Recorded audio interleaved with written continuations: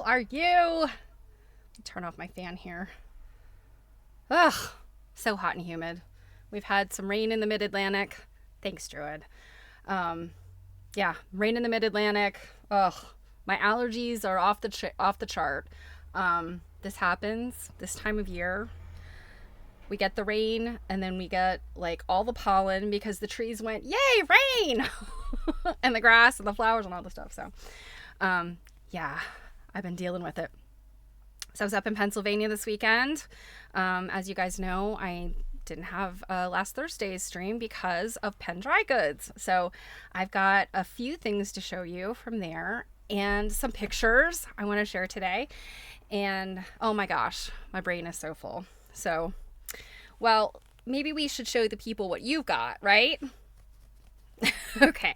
Well, first of all, Penn dry goods is such a fantastic little event. The lectures were fantastic. And they always have this kind of rummage sale of old books and some reproduction fabric and stuff, and just some kind of like quilty museum textile-y kind of stuff. This year, though, they added in this sort of rummage sale component to it. Why don't you sit down while I talk, okay? Okay. They added in this like more of a rummage sale kind of thing, which they've had a little bit of in the past, but so they had, their kind of usual pile of like vintage fabrics and things. And then they had like lots of just sort of randomness, but all like sewing tools and textiles and just kind of fun, like the things that you discover maybe one or two of in a thrift store and you get really excited about. So, not things that are necessarily like, high valued, exciting treasures, but also things that are just really fun. And you're like, I found the thing for $1. So this is one of those things. It is an old hand carved wooden crochet hook. I haven't seen these in a while at any of the antique stores I've been at, but I haven't necessarily been looking. My grandmother had a few of these, and I know I have them somewhere. When she went to a nursing home, and then my uncle passed away, we were cleaning out the house.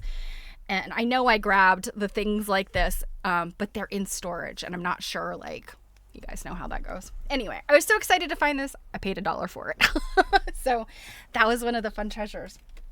But the other exciting thing about Penn Dry Goods is they have the lectures, and then they have a vendor mall kind of thing. And there are vendors who have things like, beautiful, pristine, antique fabric from France and primitives and beautiful framed samplers from the 18th century, this kind of stuff. Things that are very collectible, antique items that are really interesting to people that are in this kind of wide community of researchers, historians, people that are into this Pennsylvania Dutch kind of community in Pennsylvania, all that stuff. And I mean, I love to look at those things and learn from them, and they're just, lovely and fascinating. But things that are museum treasures are a little too rich for my blood. So a lot of times I kind of I look and I move on. But there are one or two vendors there that always have really fun and exciting little needlework tools and things. And you guys have seen some of the things that Jill and I have brought back in previous years. And last year, our friend Amanda started vending, and she does, lots of small items and some of the more affordable items for collectors, particularly early 20th century stuff. The things, again, they're not museum showpieces, but they're fun to study and have in a collection. So I did splurge on a couple of little items from her, so I wanted to show this to you. Also, because Jill, I met up with Jill again, my partner in crime, and we had been, as you guys know, in Lincoln, Nebraska on our road trip to Minneapolis a few weeks ago. And because she was driving, I was flying, I had some treasures from there that she took back home with in her car for me and then brought down to Pennsylvania. So I have those treasures to show you too. And it's just a few things. But Penn Dry Goods was so fun. I couldn't resist. So, first of all, what Double T was wearing is not actually a bonnet. It's a little sewing bag. Look at this little treasure. So my friend Amanda had this in her booth, and you can see it's like a little pouch, like a little drawstring pouch, but it has this little brim sewn into it, so it looks like a bonnet. Just so cute. And then underneath the bonnet, there's a little flannel piece sewn in there, so you can put your needles in there, pins and needles, and then inside the little bag, then you would put, thimble, thread, all the things for mending or sewing. Is that not the cutest? I thought this would be really fun to make a pattern from. I'm sure this kind of thing was either in magazine or newspaper patterns or something mid-century. But it's also the kind of thing that's so very simple. It might have been like a bazaar craft, like church bazaars and things that these kind of things were sold at. So cute. So cute. And then she also had this, and they're not the same fabric, but they're very close. And so, same era, early to mid-century, 20th century. And I've seen a lot of these. I actually have another one. And I think Jill has got a number of them too. So they're not like super rare or anything. I suspect some magazine definitely, or somewhere this was published as a craft, because you can find these. And so it's a needle book. But it also kind of has a little pocket there in the bonnet to put, some thread or thimble, whatever.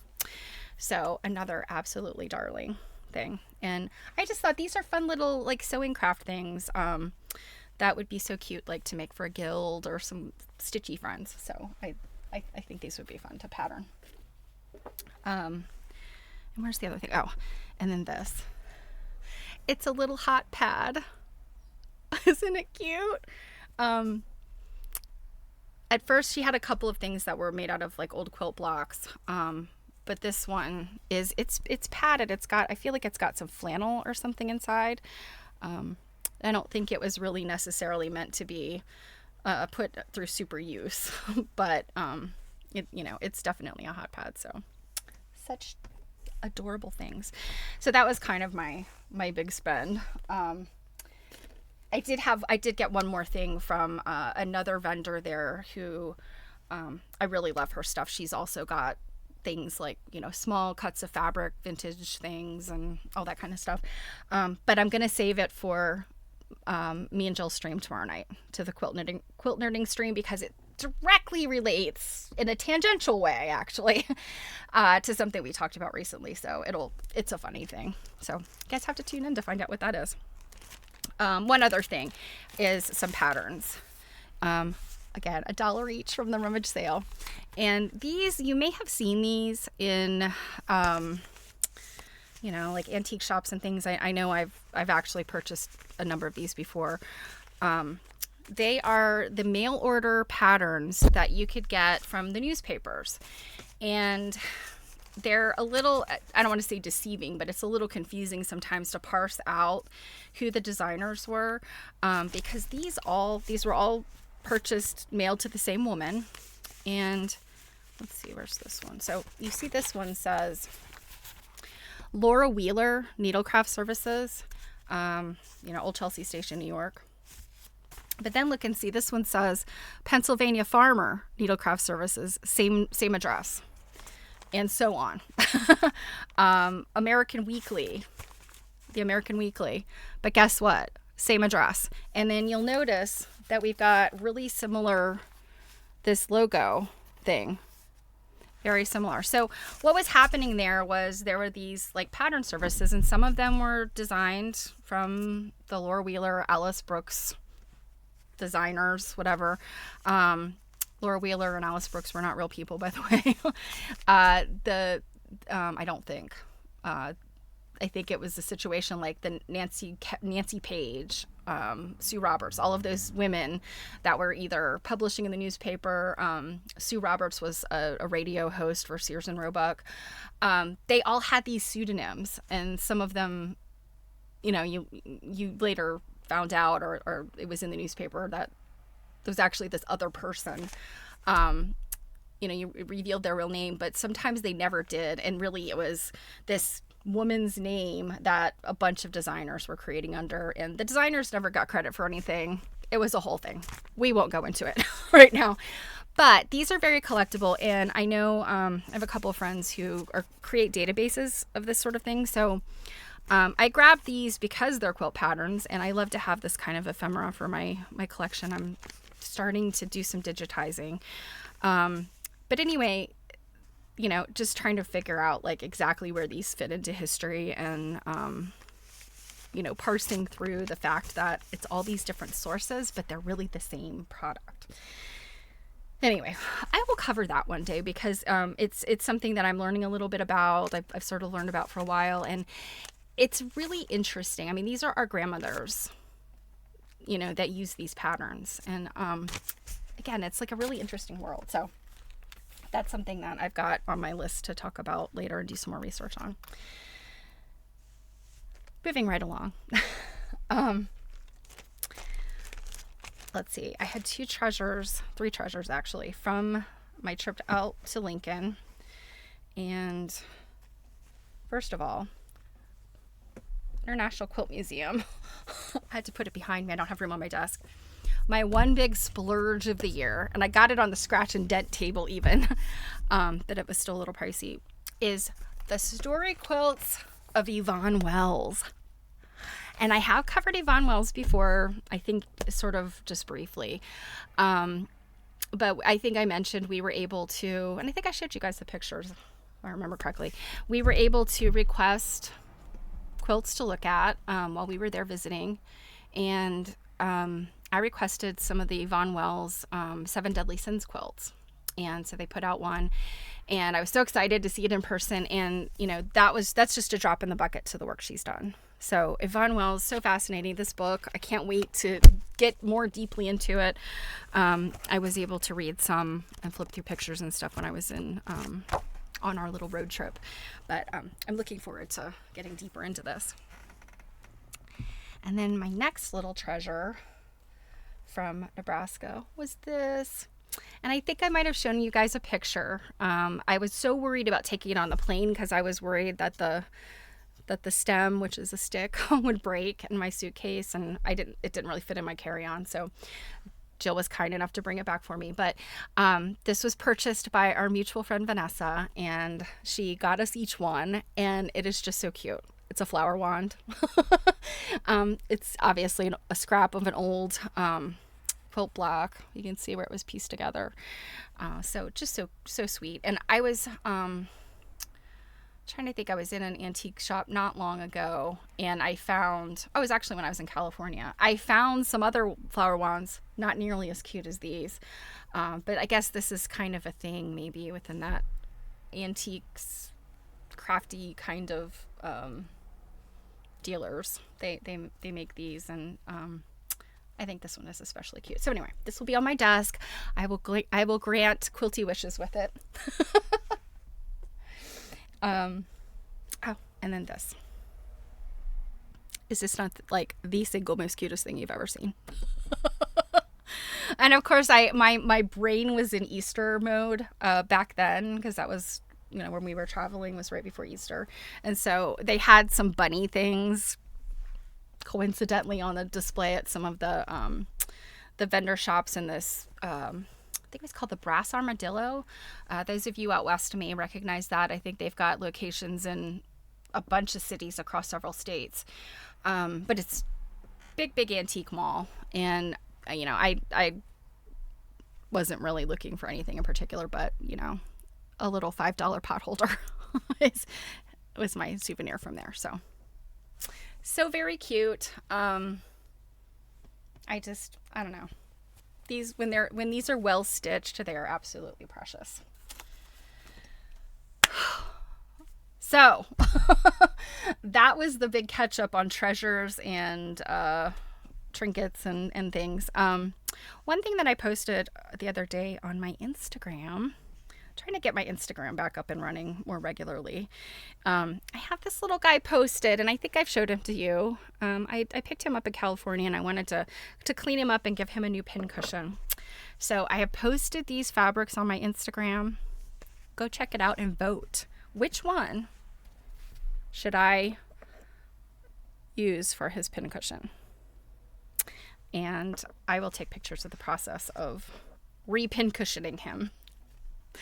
And if you're not following me on Instagram, gosh darn it, why not? I'm the Stephanie Cake on Instagram. So, all right, guys, that was my speed run through the openings and the hellos and all that stuff. I feel like I haven't talked to you guys in forever. I'm also kind of, what's the word I'm looking for? My brain is full and exploding, and I overslept today. And so I'm just, if you haven't noticed, I'm discombobulated. Oh, Druid, you wanted to see him before you voted. I'd like to see his actual size in comparison. Oh, okay. Yeah. So, oops, there he is. And there's so that's the Harlequin fabric. And then here is the little gray fabric. You'd be making a decision based on insufficient data. I like your commitment to making sure you have all the information. So, yeah. And then he's just such a cute little scamp. And I don't know if you, sounds like you saw my real Druid. Instagram has this new thing when you post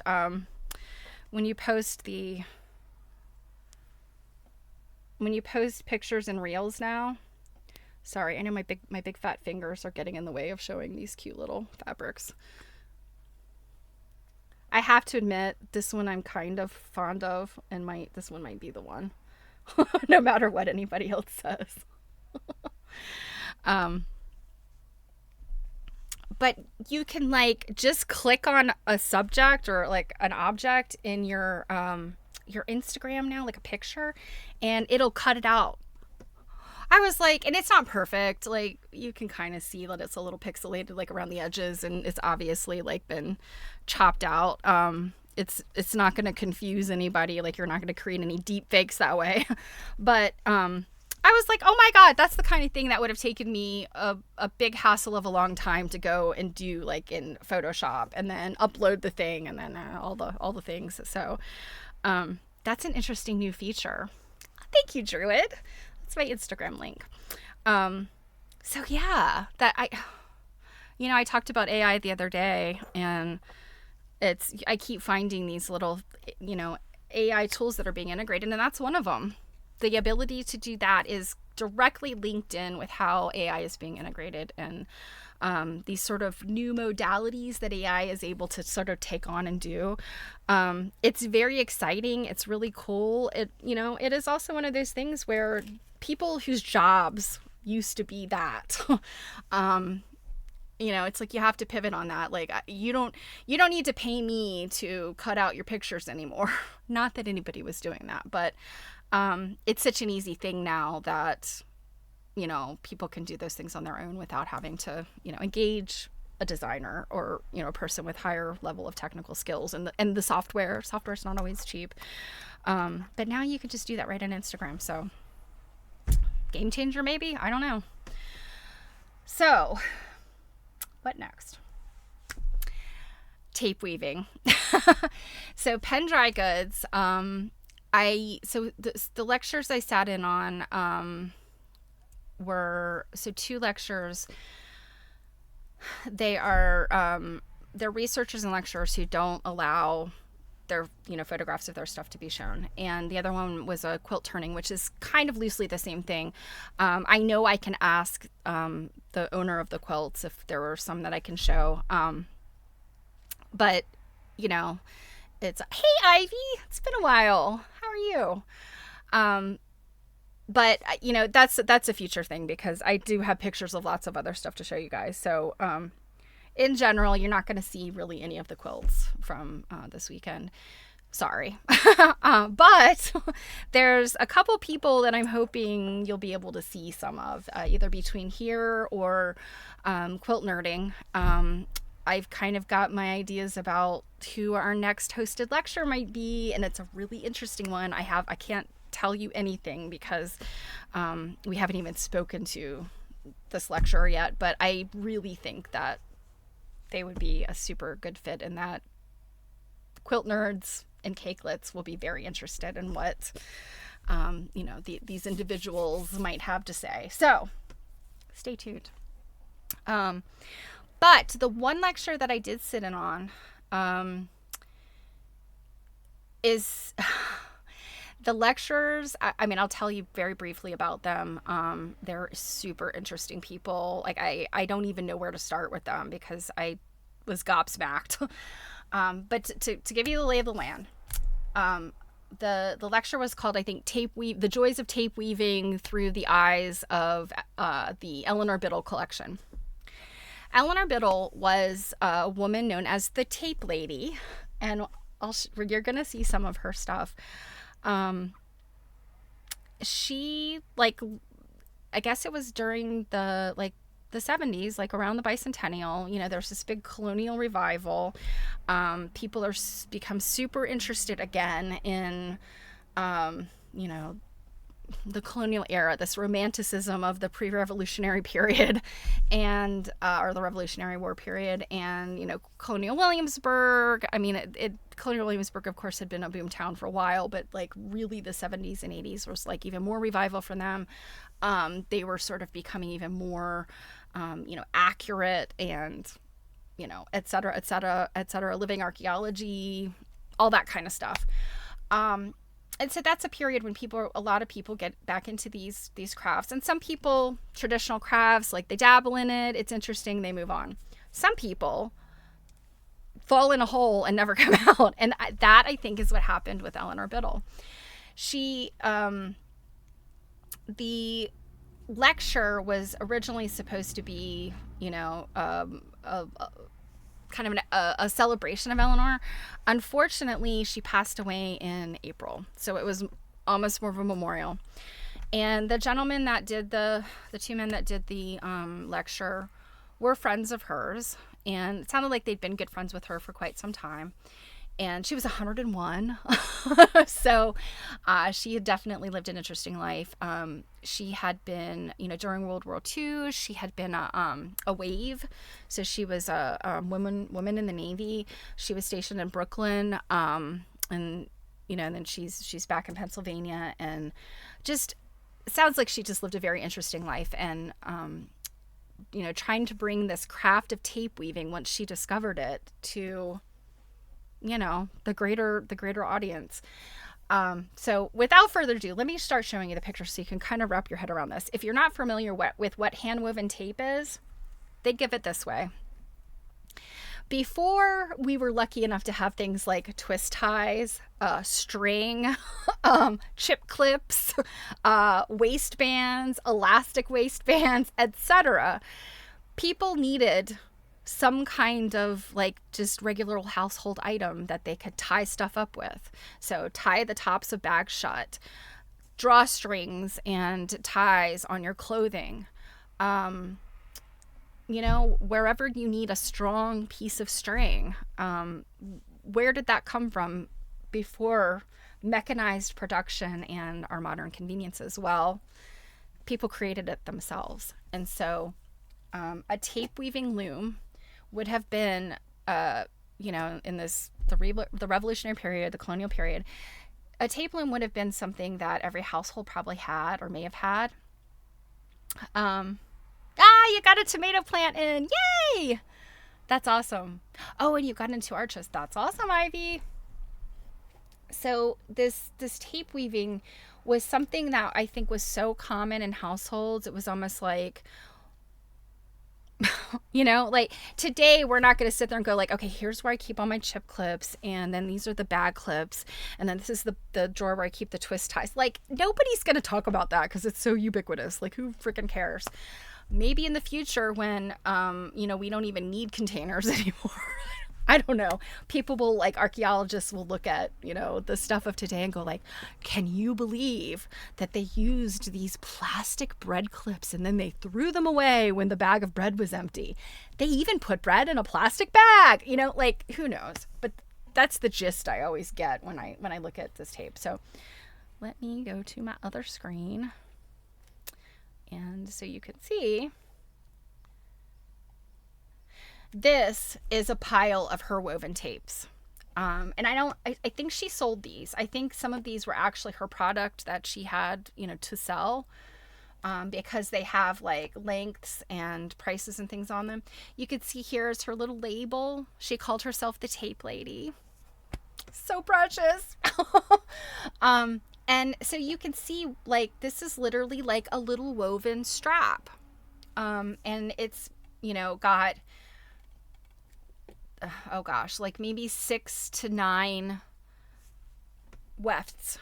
And I'll show you what the looms look like in a second. But if you imagine weaving, I think you guys all have at least a general idea of what weaving looks like, right? These tape looms are a very, very primitive form of a loom. And in some fashions, if you look at like backstrap weaving of indigenous peoples, like it's like a very similar thing. And it's got the components of like a full-blown like fabric loom, but like, again, very primitive.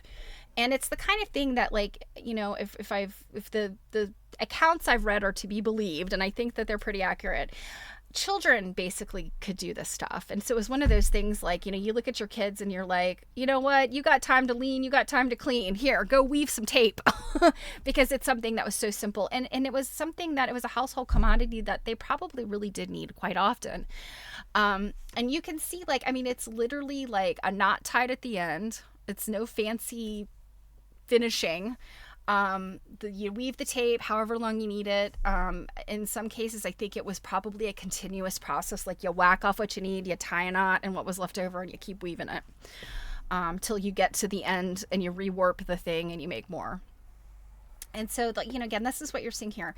It is a warp faced type of weaving. And what I've understood these terms and concepts, but I'm not a weaving person. So it was helpful to know that the reason why these are warp faced, and what that means is once all of the weaving is done and you look at them, you're not seeing the weft. You don't really see the fibers, the piece of fiber that goes across.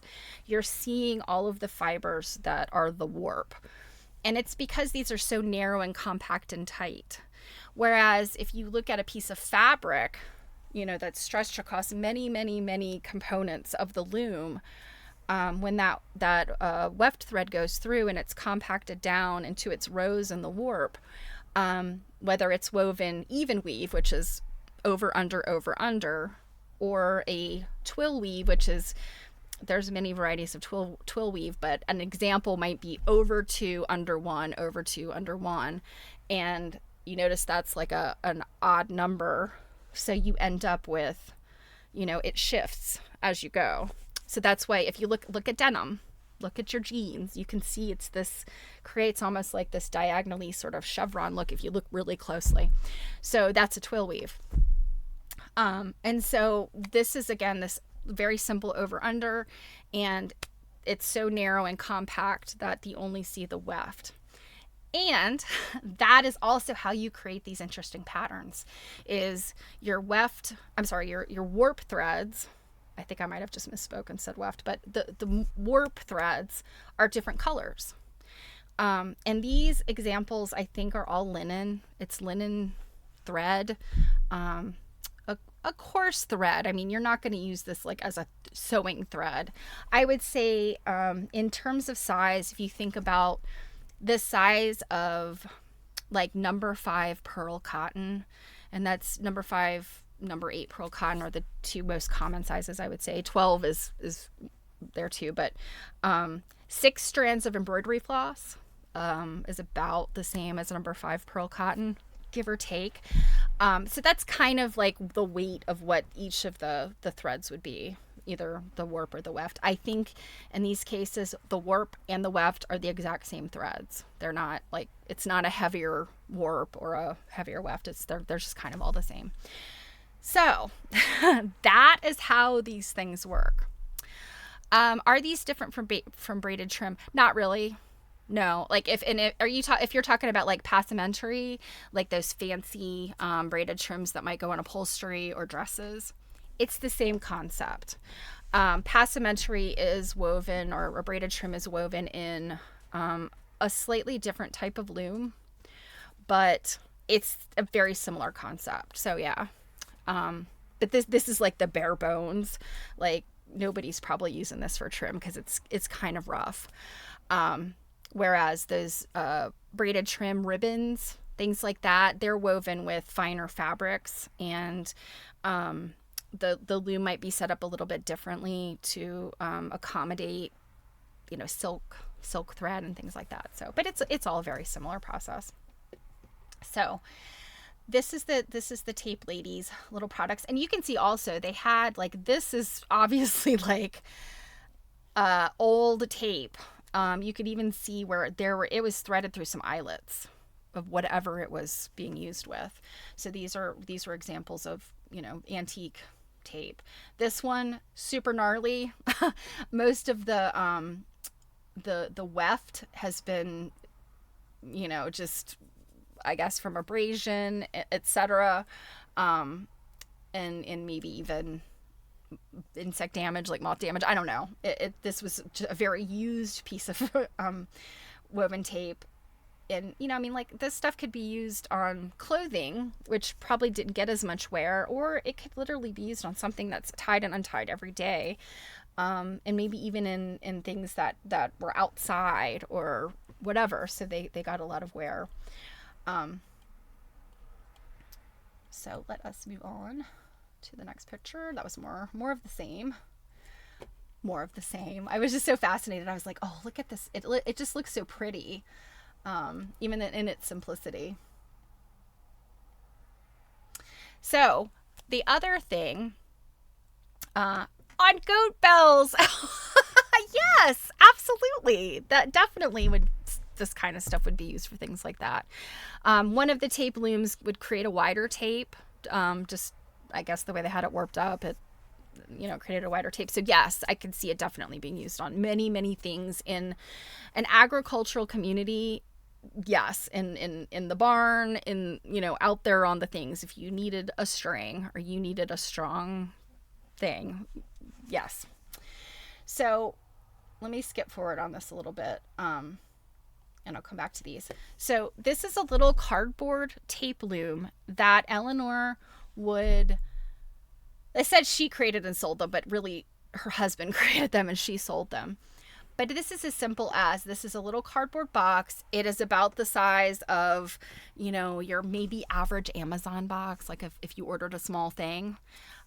This is something you could 100% make yourself. There are instructions out there for these kinds of things. But it's somebody that's good at kind of like, not even engineering, but just kind of looking at how things work, I think would be super easy to make without even any instructions. But this is the heddle, this piece here, and you see there these long slits cut in it. And then also throughout, so the end ones would be plain, but the ones throughout the middle have a little hole in the middle of them. So what you're doing here is to warp these. One thread would go through a hole. The next thread goes through a slit. Hole, slit, hole, slit. That sounds raunchy. I'm sorry. But we're talking about heddles and weaving and not anything raunchy. Okay, censors? Twitch, I'm looking at you. So what happens is, and I'll show you how you change the shed in the heddle. The way that the ones that the threads, the warp threads that go through the slit can raise up and down, while the ones that have gone through this little tiny hole kind of stay stationary. So depending on how you're changing the shed, there are a couple different ways, and you put your shuttle through with your weft, and you're weaving. In this case, you've got your warp threads are reeled up on this little wooden reel, and you would let them go as you weave more and make more tape. So this is kind of the inside, the back side of the loom. And then here you see the mechanism. It's got like a little brake on it. And if you've seen, really even long arms today, like your fancy high end, like metal construction long arms have like a little brake on them. And it's just so you wind up either what you've already done or what you have yet to do. And in this case, you're winding up what you have yet to do. Whereas say like on a quilt frame, it might be winding up what you've already quilted. So very simple mechanism. It's just got these little brakes in there. And then this is the front side. This is actually where you're weaving. And as you can see, all of the little threads, they're pulled through those holes. And you tie this knot and you pull those threads out. And literally, you have to have the box clamped down because this is very lightweight. But you literally are taking them and you'll raise them up to create one shed and you pull them down to create another shed. It's very simple. And you kind of look at it and you're like, the simplicity of this is kind of mind-boggling, actually. It's very repetitive and you have to be able to switch hands.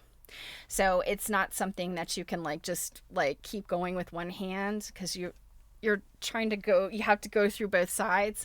So you have to switch hands between holding the shed, opening the two sheds, and weaving your weft through. This is why I'm not a weaver. Left and right, warp and weft, I get confused. But yeah, that's it. But the way these things are made and the varieties that you'll see, which I'll show you in a minute, are just mind-boggling to me. I'm like, this simple item can be wrought in so many different ways. So let me go back real quick just to show you the things that she had with these. So when she would sell these little boxes, it would come with all these instructions. So how to warp your box tape loom, all these great instructions. So you can kind of see what she's showing in this here. Upper shed, lower shed. So this is pulled down. You can see that the warp threads that are in the slits are down low, and the ones that are in the holes, that's the lower shed. So you're putting your shuttle through there with your weft. And then you pull it up. The ones that are threaded through the holes stay. They don't move. But these ones through the slits then come up, and you've opened a new shed. And you go back through the other way. And you just keep doing that over and over. And so, like I'm saying, in antiquity, children very capable of doing this.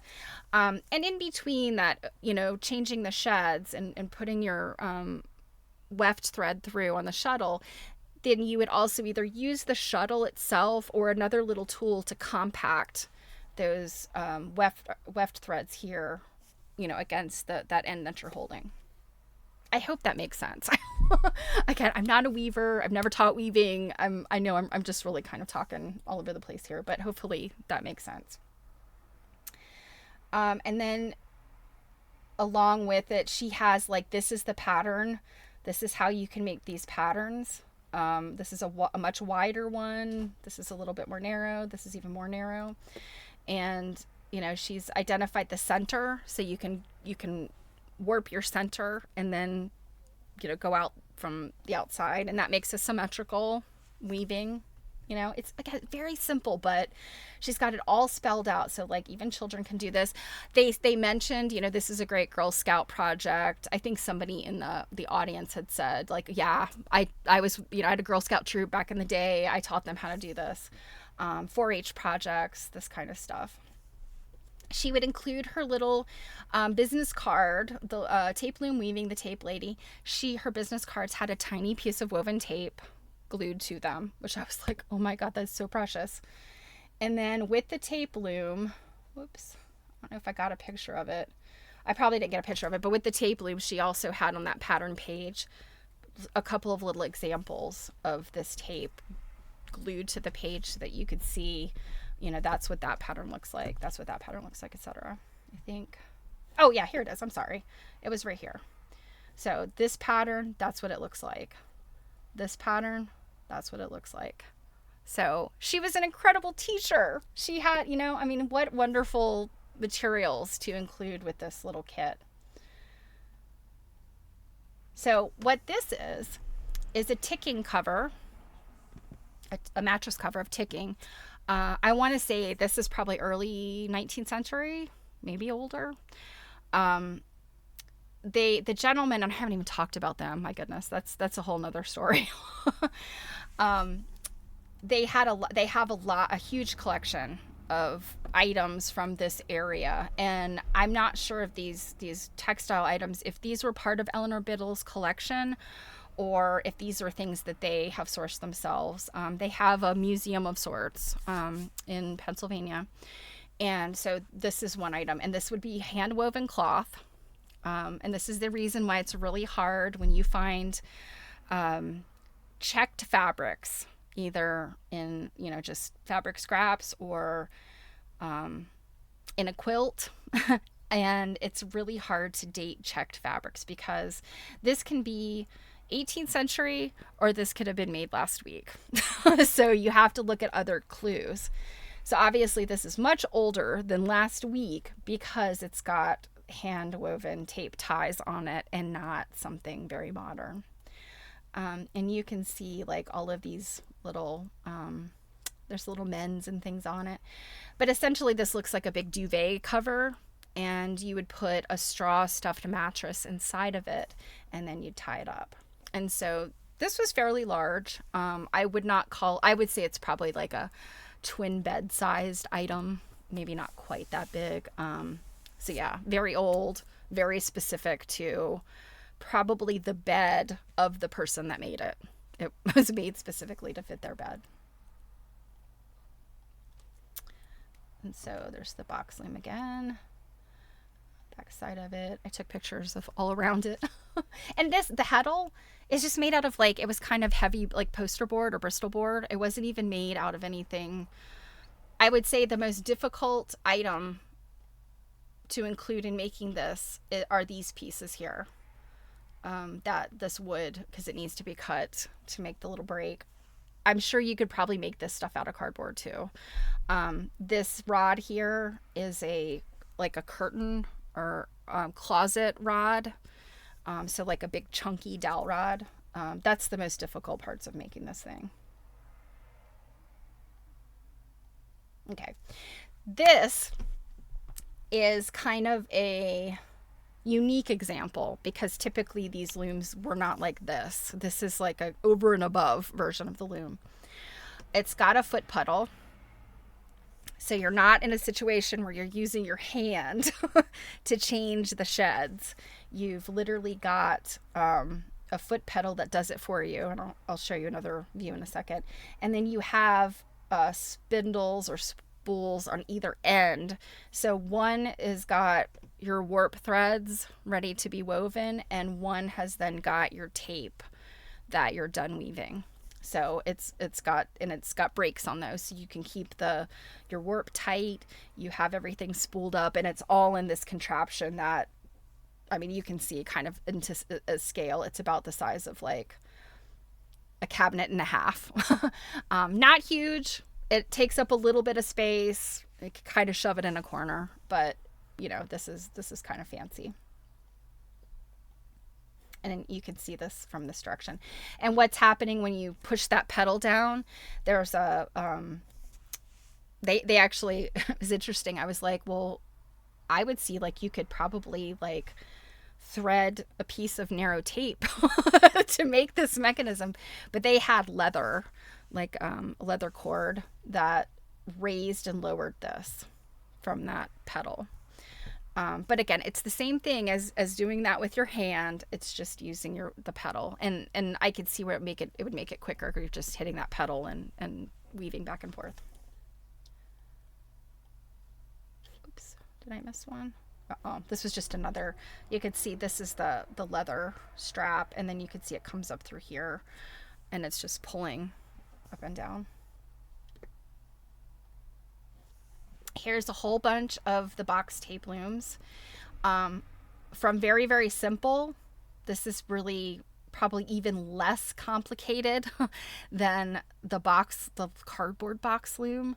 It does have a spool in there, but you can see there's like no external means in there. I think you would just inside wind it up. The heddle's on the back, and there's no other, I mean, it's very manual. This one has this fancy paddle wheel situation to hold all of your warp threads, but also, again, the heddle itself is very manual. Many of these have this paddle wheel, and you can see it's situated differently in the different boxes.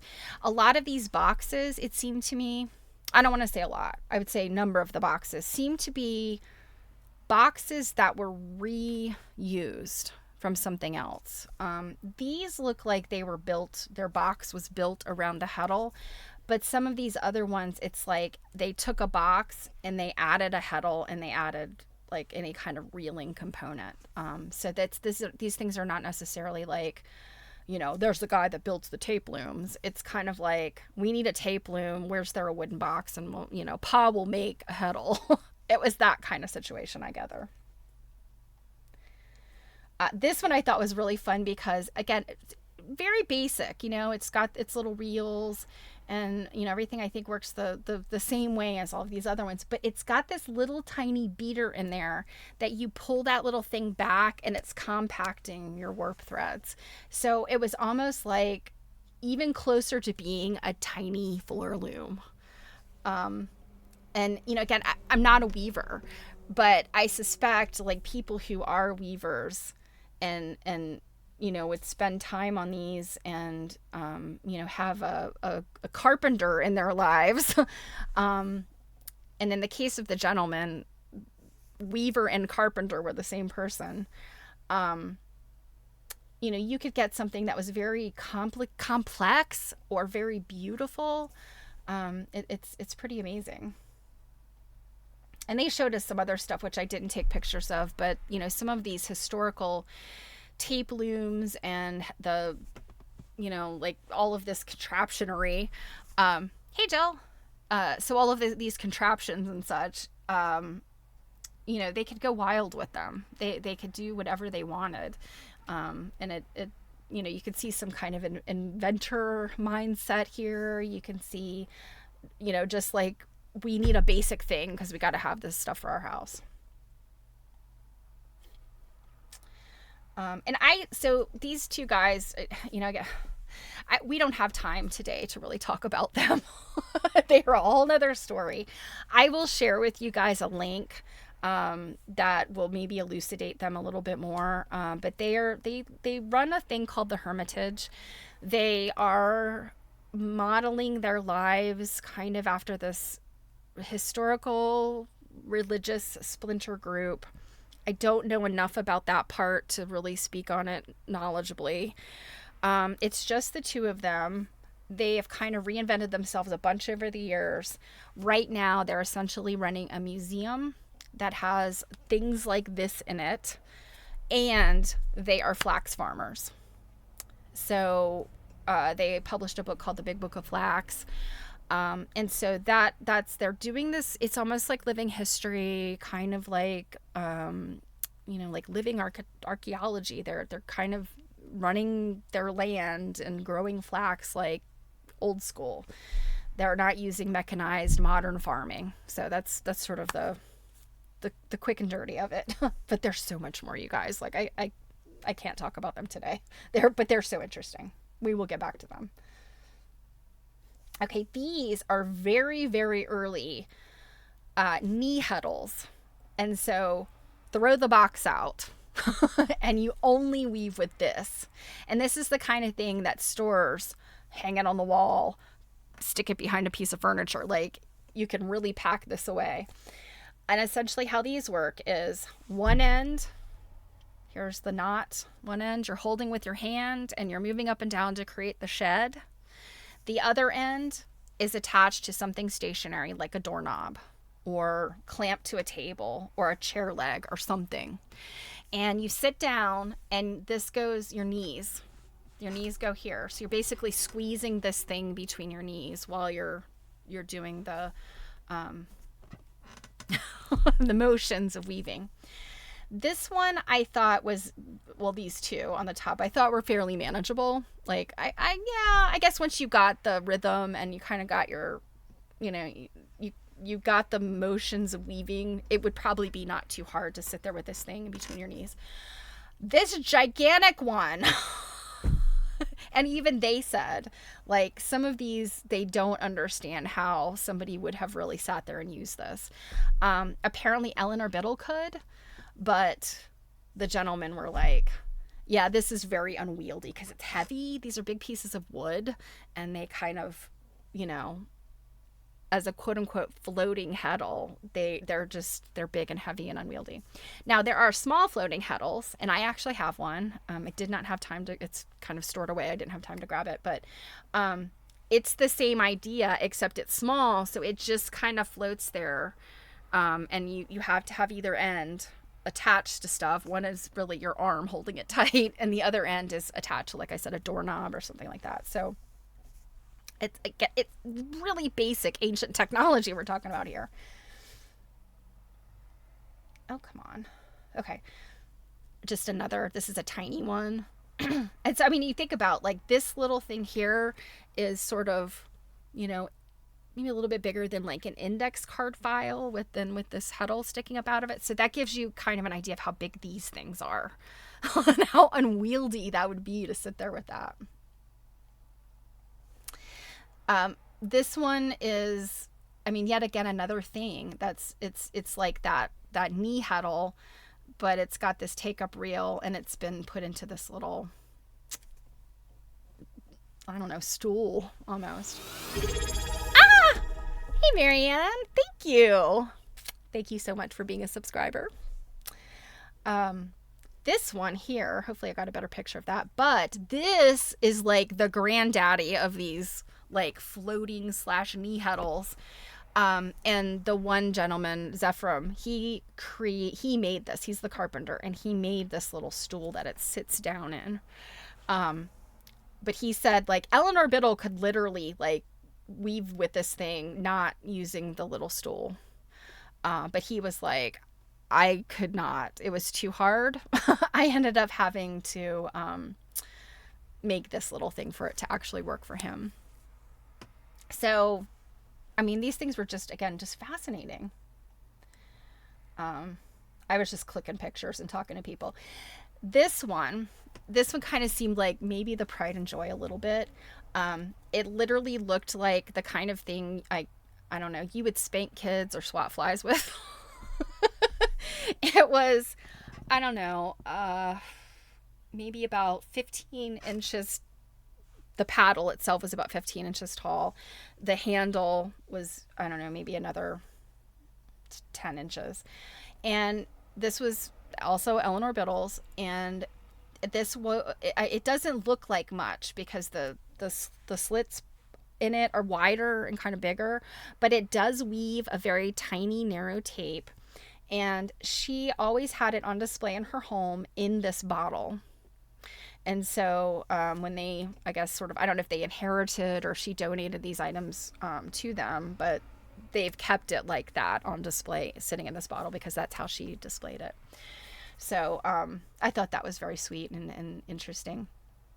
But like you could see, this thing is I mean, really quite primitive. Not to say that like I can go out there with a saw and a piece of hardwood and whip this thing out, but it really consists of nothing more than this piece of wood with slits and holes. And however you configure that, anchor it, whatever, that is all that tape weaving consists of. So yeah, and like again, this one was warped up really big and wide, so it created like imagine like one of those like like a backpack strap or a woven belt. Like it was about that big. And so, in some of these things, really reminded me of, the things that you see, like those backstrap woven pieces, and they're usually straps. They end up being straps. That you see like in South America, I think Guatemala and Peru, they have like woven community craft type things. I mean, really, even some of the things we looked at with the Virgin de Guadalupe exhibit, I think that some of those artisans in Central and South America also do this type of weaving, this backstrap weaving, that results in a product similar, not the same, but very similar to this. These are all different types of shuttles. And some of these I think are specifically for a tape loom, and some I think are kind of multi-purpose shuttles. They did mention that sometime, or I guess they found some shuttles that have like a very pointy end.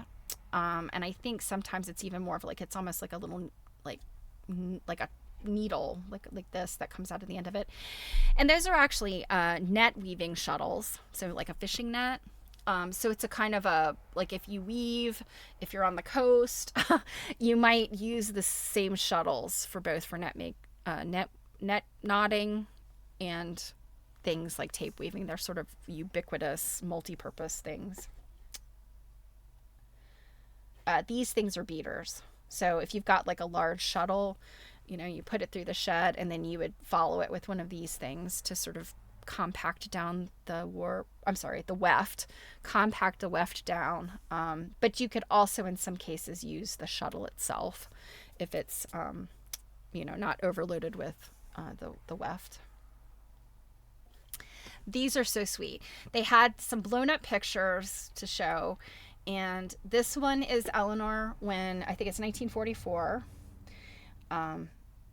And these were very large, by the way. Don't let the size of them confuse you. They had them blown up. They were probably like bigger than legal sized, those like ledger sized blow ups. So this is her during World War II, and she was in the Navy, and she was whatever Navy facility is in Brooklyn. I don't know if that's like near the piers or what, but there was some, during World War II, Navy, Brooklyn. And then this is her at some point in her elder years. She is wearing her uniform jacket and hat. At that time, the skirt didn't fit her anymore, so she's got a different skirt on. But I just thought that was so sweet, in her Navy uniform. And I'm sure that this was at some type of event or something honoring World War II vets, but just precious. And she reminds me of my, just looking at pictures of her and hearing them talk about her, she reminded me of my grandmother, just this amazing woman. And last but not least are some of the clothing items. These are linsey woolsey petticoats. This is the kind of thing that the working class wore. In some cases, you've got also a fabric called linsey, which is actually more of like it like actually has no linen in it. It's like a cotton and wool weaving, and it often will be like a very coarse, basic fabric that poorer people as well as enslaved people had clothing made of. And not to get totally off topic, but enslaved people, for instance, their enslavers might give them an allotment of fabric, and it was often going to be this like very coarsely woven kind of itchy stuff. And that's kind of linsey woolsey is a little bit like that too. In this case, we're probably talking about, farmers who had sheep and linen. And so that's just the fabric that they made. So the warp on this woven cloth would have been linen. The weft would have been wool. And then these waistbands were 100% linen.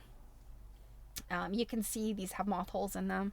The linen is not the bugs don't eat the linen. The bugs eat the wool. And so then you've got the linen exposed.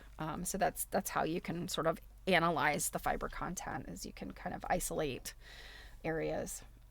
We recently learned we learned the term opportunity hole.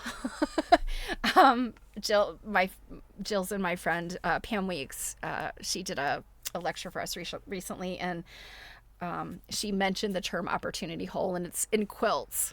When you got a hole that you could kind of look into. You don't have to damage the quilt by like just sort of peering into the hole. These had opportunity holes where you could literally see what was happening with the very fibers of the weaving.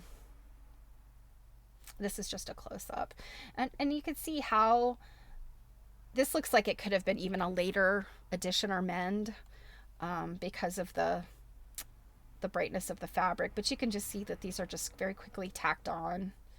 It was, we're not looking at like super fancy sewing here. And this was just a closer look. And they're very pretty fabrics. They're really interesting to look at. They're itchy as heck. I would definitely not want these on my body with bare legs. I would definitely want these worn for warmth and have some stockings or something underneath. So that is the last picture. They also had a really cool pair of pants that were like knee breeches, like they ended at the knee. And this is something I recognize from, my years in historical costuming. If you look at the back of these pants, and I'm talking about like Revolutionary era pants, you'll see the back of them often will have this sort of V-shaped slit, and the waistband will have holes in it. And that's for using tape to just literally, it's like shoelaces. You just, put it in there like you would with shoelaces. You cinch it tight. If your girth expands or your pants are inherited by a family member who is bigger or smaller, you just use that tape to cinch up that back part of the pants. So that was another thing. And somebody else was looking at the pants, and I had to leave to get on to the next thing. So I didn't get a picture of that, but that's just another example of the way that this tape was so integrated into the lives of, these farmers, agrarian, types. These types of tapes are not specific to the United States. Europe definitely used this kind of stuff. In fact, some of those heddles, those knee heddles, were most likely from England, or were influenced by the heddles from England. Numerous museums have these really ornately carved versions of these heddles. The two gentlemen that did this lecture, relatively speaking, theirs were all very primitive, but you'll find in museums ones that have like the top here, this top piece of the heddle are very ornately carved. The handle, or whatever the staff of the thing was, might be very ornate looking.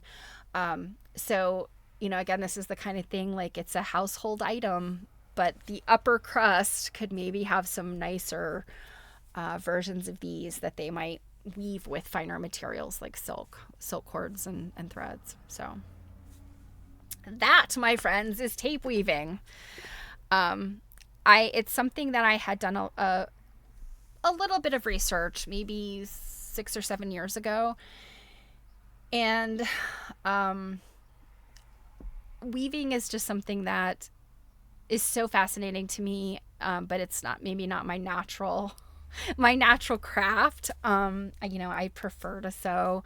So, beyond this little heddle that I have that I bought from actually from an Eastern European woodworker, I just haven't really been in this world and fallen down this rabbit hole. So this was kind of a fun way to just a little bit fall down the rabbit hole. So I will talk about Johannes and Zephram another time. Like I said, they are, I can't even begin, you guys. Like their story is so very like twisty and turny, and I still, there's some kind of holes in their history that I'm still not sure about. So hey Bisbee, good to see ya. So yeah, like next week, if I have a few moments, we'll talk about them. So Thursday, just to give you like a quick preview, Thursday, what I learned from this book I picked up was about these rug dealers, hooked rug dealers. And their story is so fascinating too that's what we're going to talk about on Thursday. So it's their names are James and Mercedes Hutchinson. So don't read ahead, but keep those names in mind. This is some amazing folk art stuff I had no idea about. And I, again, was like, oh, what a cool thing to look into. So that will be Thursday. We'll look into that. These like old school crafts have always fascinated me. And they're the things like I always want to try it. I can't necessarily see myself getting like deep down rug hooking. Or a friend of Jill and I have a friend who makes beautiful little rugs and mats. She got bit by the rug hooking bug, and she makes all of these wonderful things. I want to try it. I want to make a thing, but I can't see myself like doing more than that. And tape weaving is kind of the same thing. These and backstrap loom weaving, all that stuff. It's fascinating. It's really fun. But I don't see it as being like my rabbit hole kind of craft. But I love to learn, and I was really grateful to be able to show you guys, and that they were like, yes, please take pictures of all of our stuff. And they were, very interested in letting people know about themselves. So you ready to get back to some Carrie Hall?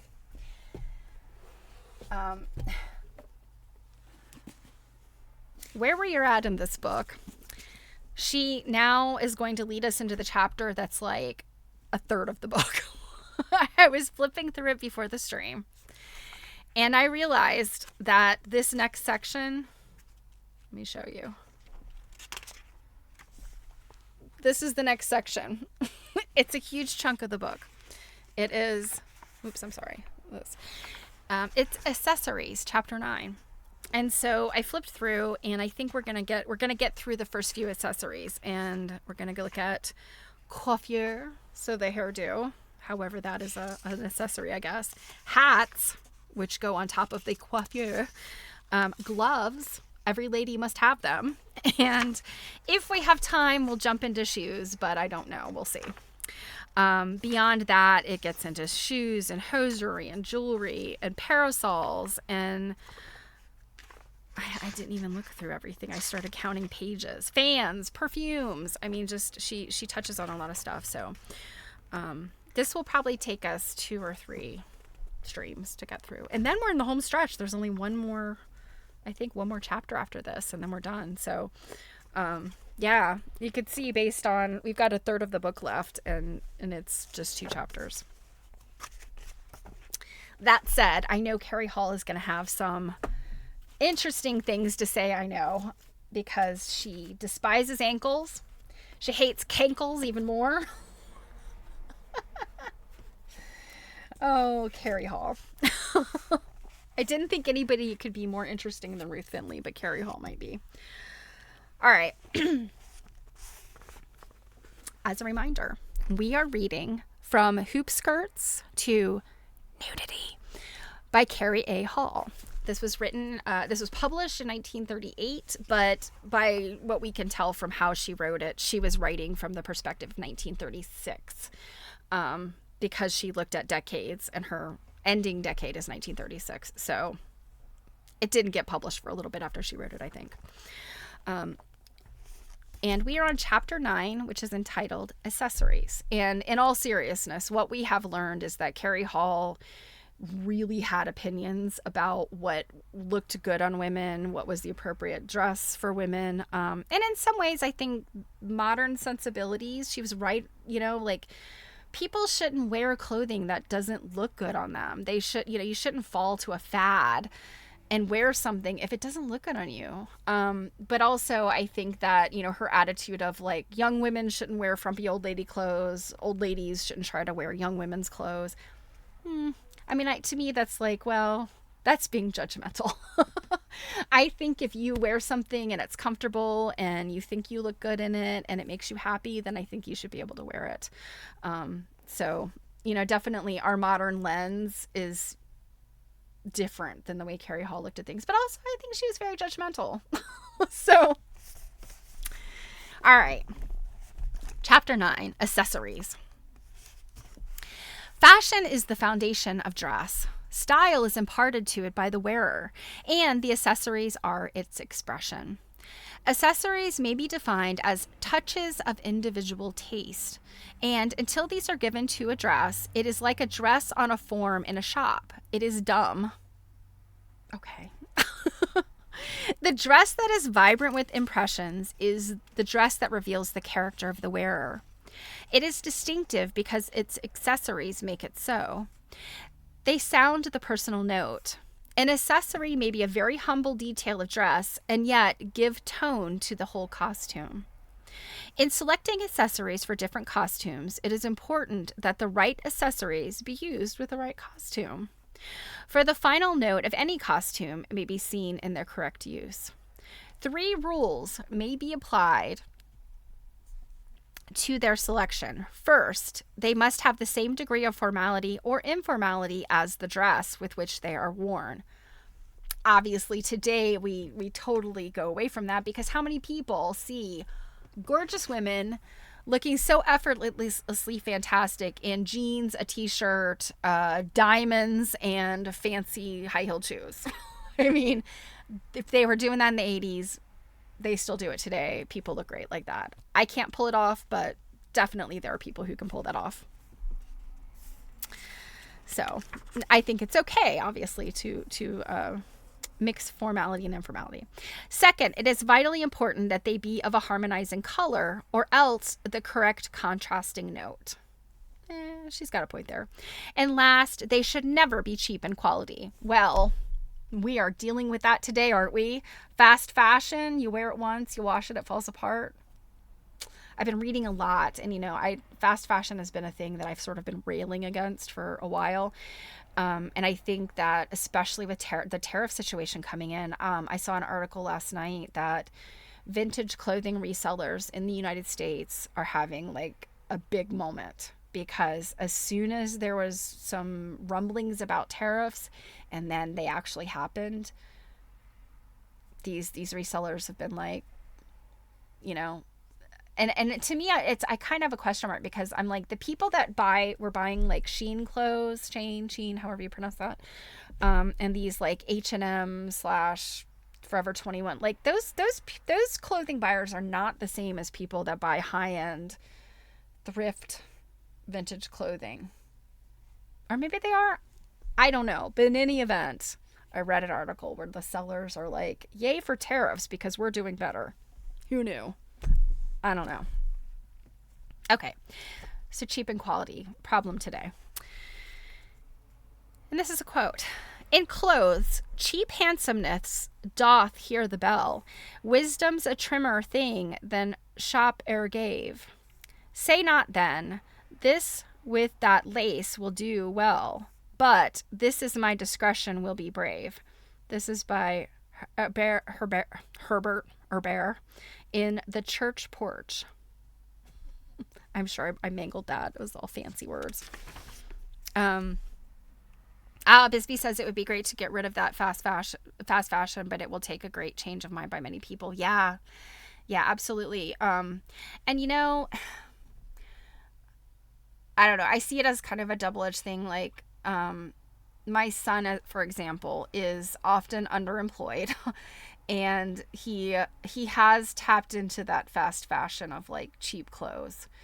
But also many people of his generation are very concerned about the future of the earth and ecology, etc. So I think we kind of have this like, people who can go one way or the other, depending on what their financial abilities are and where their sort of moral compass sits. Does that make sense? I feel like there's maybe we're having a shift more and more to not just people that want to buy used vintage secondhand because it's cool and hip and that, but people literally looking at secondhand now as a viable option because sources of stuff are changing. I don't know if it's getting better. Is it getting worse? Is it harder? Is it I don't know. But I do think that there is kind of a shift going on there. So we'll see. Okay. Oops, did I just skip a page? No. Okay. Even so little a thing as a handkerchief may become a telling accessory, an essence of personality, the shade of an individual perfume. The shade? Handkerchiefs have been stolen and treasured by lovers and have a romantic charm that adds to their value. There is even a certain technique about losing a handkerchief. Oh. It is somewhat like a reputation in that respect, for both are lost in equal numbers daily. Oh. I think Carrie Hall is throwing a little bit of shade out there. The bag, the belt, the gloves, the fan, whatever fashion dictates in this matter of accessories, must be of the best and new, not old and dowdy. For while actually giving distinction to the costume, they are themselves independent. They are the blend that may be lost in the perfection of the whole. Wealth may buy them, or thrift may make them. But it is good taste that puts them on. Taste, then, is the one thing necessary in order to look one's best, which is every woman's life mission. Is that every woman's life's mission, to look their best? Well, I mean, it's a nice thing when you can pull it off. Without it, a woman may be covered. With it, she is dressed. Okay. So Robin says, it'd be great to get rid of fast fashion. Bottom line is people will refuse to pay the prices or even afford the prices for well-made clothing. Yeah. I mean, it is one of those things like, and I feel like I have been reading information about, not necessarily fashion, because you guys know, I'm not a red carpet / runway / Met Gala person. I look at that thing, that kind of stuff from afar, and I'm interested in, but I don't study it. So I feel like I maybe come from a little bit of an ignorant place, but I have basically read all of my life in creating your wardrobe. You should always strive to have well-made clothing because it will last you for years. And they always talk about like buying classic things. So like, a basic black sweater, a basic white shirt, a basic jacket or coat, basic pants. I feel like I've gone to that more and more as I've gotten older. Like I do not do trends anymore. To some degree, and like buy a really good pair of shoes and just always wear them and have them repaired, instead of owning a dozen pairs of really cheap shoddy shoes. I mean, that's the mindset there. But like you're saying, Robin, in terms of what people will be willing to do, and also what people have the like the bandwidth and the ability to do. Sometimes you buy cheap, crappy clothes because it's cheaper to buy, a wardrobe of cheap, crappy clothes than to invest in those like long-term owned pieces of clothing. So, I see it as like really a double-edged sword in a lot of ways. Okay. The coiffure, her crowning glory.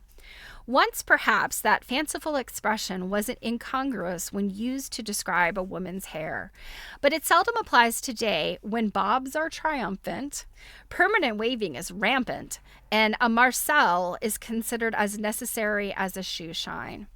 I believe a marcel had something to do with hairdos. I know that there is a type of they're like these clamps that you put on your hair that are like a finger wave. They create a finger wave the way they clamp your hair. Again, back in historical costuming, I watched a lot of like hairdo videos. You can see what this looks like.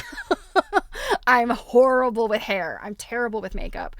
But I love to watch those things. They're so fascinating to me. And I believe a marcel is like, it's a hairdo, not like a perm. It's not permanent. It's just the hairdo, I believe. Maybe you guys know more. So A certain element of caricature lurks in clothes with an impish power to detract from the dignity of women and render men absurd. And there is no part of the body which has been more exposed to the vicissitudes of fashion than the head, through both its natural covering of hair and the artificial covering of hats and bonnets. Now, it's interesting here she mentions that. I often think about, not just this historical stuff with hats, bonnets, and the crazy hairstyles of every decade. Raise your hand if you had a Rachel in the 90s. I had the short one and the long one. But what about cultures that cover their hair? That's always so interesting to me. Like, I've mentioned many times, I live very close to a fairly large Orthodox Jewish population, and the ways that they cover their hair, because that's an important part of their, religious observance, is always so fascinating to me, because I'm like, the sort of horrible agnostic atheist in me is like, who cares? Like, you own your hair. Why can't other people see it? But I also have a lot of respect for people's religions. And it's just so fascinating to me, like, especially since hats and the hair coverings of piety and all that stuff have gone. And I often wonder, did hats persist because washing your hair is a pain in the rear too? And you get the greasy bangs. Having a bonnet or some head covering is also a way to hide that. But when bobs become popular, it's a lot easier to take care of your hair and do things with it. So I don't know. Just a lot of things I think about. Okay. The practice of dyeing the hair is as old as time and as generally practiced. So in the use of cosmetics for the beautification of milady's face, a most important detail of a well-dressed woman is her coiffure. In the good old days of long ago, only the women of the smart set gave attention to their hairdressing. But now every office girl has her permanent wave and knows the value of keeping her hair properly dressed. No two women are alike in personality, just as they are not alike in appearance. If a woman is wise, she skillfully accentuates her personality, emphasizing those little things that are distinctive of her. The hair lends itself to an arrangement which will help to express this personality. In adjusting her crown of glory, she will adapt instead of adopt the prevailing mode, just as she does her clothes, thereby emphasizing her charms and minimizing her defects. Even if the modern hairdresser insists that one's entire appearance will be marred without a halo of waves or curls around one's face. The modern businesswoman realizes the importance of dress as a factor in maintaining her position in the economic scheme of things, and takes pains to look as well-groomed as milady. She loves the term milady. I've actually taken to calling a few people recently milady.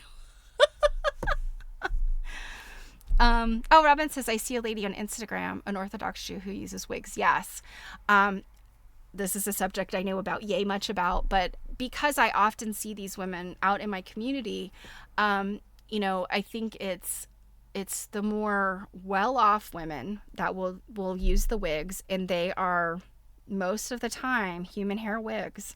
That and that's the part, like, again, like the snarky, sarcastic one in me is going like, so you can't show your hair, but you're going to use somebody else's hair to cover up your hair? Like, that's weird. That is so strange. But yeah, so the women that can afford it will have these very, very high quality human hair wigs. You will also see, I think, sometimes some synthetic wigs on people that maybe don't have as much, wealth or means. But what you more often will see, especially when women are just out running errands, while they may own a wig, they will just use some other type of hair covering when they're just running out. And it might be just like a simple bandana kerchief kind of situation where they, their hair is maybe like kind of all up in there and it's covered. Sometimes they have kind of these, almost like a beret kind of hat, but it covers up a little bit more. They also have, the best way I can describe it is, in African American hair care, often people will wear bonnets. My son actually wears them because of he's got very curly hair. But it's kind of a tight band, and then the fabric is almost like a bag. And so you'll often see Orthodox women wearing something like that too, that it's kind of their hair is just sort of pouched up inside that kind of like a bag. And so there's a bunch of different ways that they would cover their hair. She's well off. She's a labor and delivery nurse. Yeah. So, yeah, I wonder if she's from around here. But she may also be from New York, because those are the two pretty big Orthodox populations here in the U.S. is Baltimore, New York. So, okay. Interesting stuff. Throughout the ages, the hair has been considered one of women's major attractions. When it is beautiful, it compensates for many other physical flaws. Like a colorful aura, it glorifies even a dull personality. So you could be a real bore, but if your hair's pretty, you've at least got a leg up on the ugly boring women. Making any woman more alluring. Someday, people will be as wise about their hair as they are about their teeth. Okay? They will cleanse, stimulate, and nourish their scalps as faithfully as they do their skin. They will make quarterly visits to the hair expert as regularly as they do to the courtier, to the dressmaker. Brooklyn. Okay. Yep. So this is interesting to me because it's strange to me that she's saying they will cleanse, stimulate, nourish their scalps. So first of all, yes, she's right. Absolutely. We are obsessed with this kind of stuff today, as you can see from many a Pantene commercial. But also, women in the 19th century, I think, were just as obsessed with their hair. If you look at early 20th century magazines, there's lots of hair tonics. Grow your hair longer, grow your hair stronger, or deal with your weird scalp conditions, whatever. There's lots of products out there for that. So I'm kind of surprised that she's saying that. Because I do think, now, were the products they're using any good? Probably not. Are the products today any good? Probably not. I often wonder, there's that company that it's like a mail order subscription company that they do all kinds of different vitamins and things, and one of them they do is for hair. So I'm kind of wondering, we've always been obsessed with these things. In the 1860s, the hair was combed backward into a loose mass at the nape of the neck and held in place by a hairnet. This arrangement gave way to various modes: the braided coronet, the French roll, the Grecian knot. In 1897, Queen Victoria's Jubilee was responsible for a new fashion in hairdressing. The hair was drawn upward over a large coil of wire called a rat. Now, friends a decade or two ahead of me, you did this in the 60s, right? And maybe even into the 70s. And those of you that are my generation, you may remember the bump it. So stuff that just stick on your head and you brush some hair over it so it looks like you got all this volume, right? Women have been doing this forever. Yes, rat your hair. Exactly. I know my mom said, you would, and then comb over like that one layer to cover up the rat's nest that you had under there. This is big in Baltimore also because of the beehive. If you've ever seen John Waters movies, oh my God, why am I completely Hairspray? If you've ever seen Hairspray, that is all about how to tease the hair and get the big beehive. You also have, so like I said, from the 90s, you had or early 2000s, you had the bump it. You could put that thing on top of your head and comb your hair over and it looked like you had all of this volume. I believe Snooki from Jersey Shore made that popular. Rat tail combs. Yeah. I mean, that was your tool for ratting your hair because it had very close tines, right? And it would really push some hair down. And then it has that long pointy part. That's the rat tail, and that's for sectioning. Hairstylists use those still very extensively, the sectioning part. So if you've been to a salon, you've seen a rat tail comb. So yeah, these are things that they're definitely been in our, we've been doing this stuff for years. I mean, and the 19th century was hairstyle, because before that, women did cover their hair. And I think some of it was piety. Some of it, I think, was just, it was easier to deal with. You didn't cut your hair very often. You just kept it all up and covered. And it was just for ease. And then, of course, there are, hair accessories and hats and stuff going way back that have all kinds of significance. So we could spend ages on that stuff. So you've got the large coil of wire called a rat. This wire arrangement reached from ear to ear and was held in place by pins or combs. This fashion was called the pompadour and lasted well into the 20th century, and I believe was picked up by men even, the pompadour, and that's just getting like that big poofy stuff. Imagine the effect of a hat perched on top of all of this artifice. No wonder they looked as if they needed a chin strap to keep them from sailing away in the first vagrant breeze. I mean, again, she's talking about the 1800s, but think about the 18th century, Marie Antoinette and those big court wigs. It's not their own hair, but it's somebody's hair. Bobbed hair and the flapper made their bow for the popular favor at about the same time. The term flapper was applied to anyone who followed the dictates of fashion to the limit, and the first young female daredevil who bobbed her hair no doubt thought she was starting a new fashion, when she was only recurring to the fashion of the middle 17th century. She cut hers perhaps a little shorter. It was not so unalterably attached to the little fringe across the forehead. I need to cut mine, that's why it's back. As were the English ladies of the days of Charles I. Otherwise, the difference was very slight. Okay, so this is something I don't really know about. She's referencing the middle of the 17th century, so the mid-1600s. I kind of assume women cut their hair short because they wore wigs. That was really what it was about. And women of higher class. I would say that people in the working class, peasant class, they probably, their hairstyle and hair care went back to millennia. The medieval period, they probably didn't change much. To bob or not to bob was the question that perturbed many older women. But no fashion is consistent or permanent, and the philosophical mind is neither elated nor depressed over another change, but thinks, as did Tennyson, so runs the round of life from hour to hour. Now that's really interesting to me. It seems like she's tapped into some really historical stuff about hairstyles, but also is... Who knows? Okay. Did they keep their short hair to better find lice? Maybe. Well, if you think, Marianne, if you think about, what I know about the colonial period is because they wore those wigs. Here in the U.S., yeah, men just shaved their head. They wore, the George Washington wig.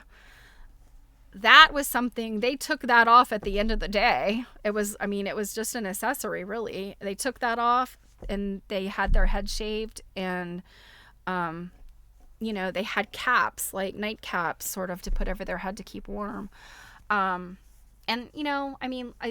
was certainly a problem, but and they were very concerned about cleanliness, even though, we tend to think of the filthy, lice-infested colonial people. They really weren't like that. They really did care about cleanliness, and so that, could have been an aspect of it. But the women, I really, I'm questioning this because, yes, the women did also wear wigs, and we're talking upper crust, and we're not necessarily talking about working class women. But while the men wore those powdered wigs, the women powdered their natural hair. And that is a specific style too, late 18th century. I would say maybe mid to late 18th century. So I guess I'm just not knowledgeable what she is referring to when she's talking about 17th century and women bobbing their hair. I don't know. I'd have to look into that a little more. Okay, so hats. The power of caricature is even greater in hats than in hairdressing. Nature left us little choice in regard to the color and texture of our hair, but in regard to hats, we are personally responsible. All the follies are upon our own heads, or hanging over one ear or one eye. Your jaunty hat. In hats, ornamentation will flaunt this way or that. They are adjusted as no one but a mad creature could adjust them. 1 week with the brim resting on the nose, the next with the whole chapeau sliding off the back of the head. She's absolutely right.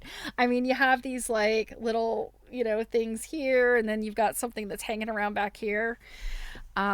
I think about look at the Kentucky Derby. This is Derby season, and think about the hat, those insane hats that women wear to those things. And then you have the concept of the fascinator, where it's basically a headband or just a little clip with a little hat-like thing on it. And we just don't wear hats today, so I guess they look even more ridiculous when people wear them. And then you've got ball caps. Here's a whole nother material culture thing. You've got all this stuff about women's headwear. Men still wear hats. They're just not like the fancy, professional fedora kind of hat or the bowler hat or whatever. Ball caps. Everybody wears ball caps. My husband has a very specific desires for his ball caps. They have to fit a certain way. The brim has to be a certain way. And then there's all these cultural things with ball caps. There's people that flat brim, no curve. Gotta have a curve. Gotta have such a ridiculous curve, they put a rubber band around it. You guys know any of those guys? Maybe they're just the rednecks I grew up with in my youth. But they literally want their baseball hats to have such a curve in the bill, they'll put a rubber band around it. Well, they'll roll them up and stick them in their back pocket. Don't get me started. Not many men get hat hair. My husband gets hat hair when his hair is longer, but he just keeps the hat on. I don't wear hats because I don't think I look particularly good in them. And also, the hat head is a thing. It's terrible. I can't unscrew it. Especially women in trucker hats. Trucker hats, that's a whole nother thing. And people who have big heads, they struggle. My husband has an enormous head, I guess. He has a hard time with the ones that have the plastic overlapping snappy things in the back. He loves the ones that have the elastic, and they're like the snap-on we could talk about it forever. All right, let's let's keep going with hats. All the follies are upon our own heads, or hanging upon one ear over one eye. Oh, wait, I just say. And hats, ornamentation will flaunt this way or that. They are adjusted as no one but a mad creature could adjust them. 1 week with the brim resting on the nose, the next with the whole chapeau sliding off the back of the head. Or perhaps a mink pen wiper arrangement will be cocked over one eye. A mink pen wiper arrangement. Okay, we know what mink is. We know what a pen wiper is, and if you don't, it's literally like a fabric-y thing that back when they used to dip pens, pen and ink, would wipe those with. So I don't know, is that maybe just some kind of little item that they're joking and calling a pen wiper because it's just a little wad of fabric? I don't know. Another concoction looked like an inverted ice cream cone with a blob of fur resembling a scoop of chocolate ice cream skewered on its peak. To me, that sounds like a clown hat. Hats with a chin strap attachment look very much like they were intended to keep the wearer's mouth shut. If the real reason, if any, for using the chin strap is ever known, this guess may not be so far wrong. Flint Hill's Peggy reports that one of her neighbors is waiting to buy a new hat until she finds one that will make her look provocative, and admits that it is pretty hard to find a hat which will make a middle-aged woman with glasses look provocative. This is why I don't wear hats, ladies. And I thank goodness I don't have to.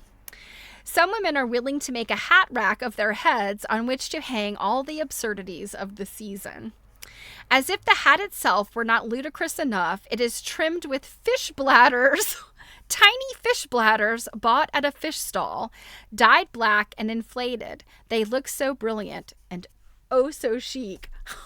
What? Fish bladders? Milady's hat hangs on one ear or drops low on one eye. In color, it may cause a tear or just provoke a sigh. Its shape and size are nondescript. It looks like chickens when half picked. And this is another one that she doesn't give an attribution to, so I'm starting to wonder if these little poems that don't have attributions, I am wondering if she's made these her own. Oh, okay, Quiltish. A mink pen wiper is a tiny little sombrero made of fur. You need to look up a photo. Oh my God. All right. I don't usually do this in respect of time, but I got to look this up. Something that is a tiny sombrero. Let's see. Mink pen wiper hat.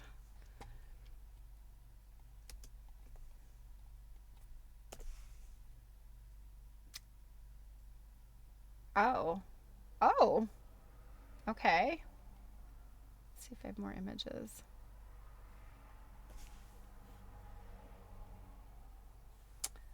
So I'm grabbing this one from a museum because I think some of these other things were. Okay. All right. Ah! I have to share this. Okay. So here's the picture.